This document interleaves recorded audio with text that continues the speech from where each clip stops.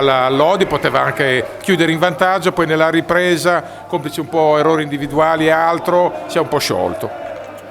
Sì, questa è l'analisi della partita. Beh, intanto credo bisogna fare i complimenti agli avversari, perché gli avversari hanno fatto una bella partita, e Lodi ha fatto una bella partita, ci ha fatto fare, nel secondo tempo ci ha assolutamente messo sotto, ma anche il primo tempo ci ha fatto fare fatica. Il primo tempo l'abbiamo tenuto bene, abbiamo lavorato. Siamo entrati il secondo tempo, ho fatto 2 errori difensivi, Evitabili.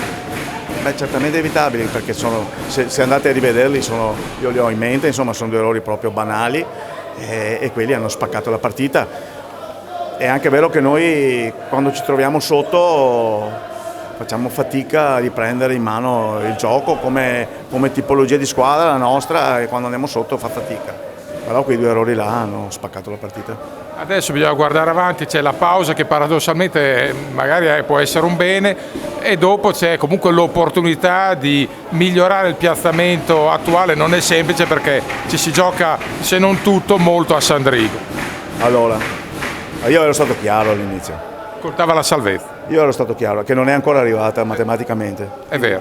Io ero stato chiaro e ripeto la mia chiarezza, perché avevo visto la squadra, avevo visto l'ambiente, la squadra, avevo visto come era impostata psicologicamente.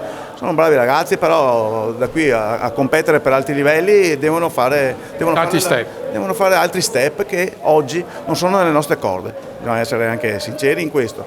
Quindi cosa è successo? Secondo me la squadra ha tirato finché ha messo il naso fuori dall'acqua, perché finché eravamo sotto non si può neanche imputar loro niente. Quando abbiamo messo il naso fuori dall'acqua abbiamo avuto un cedimento che ha portato a queste 2 sconfitte qua.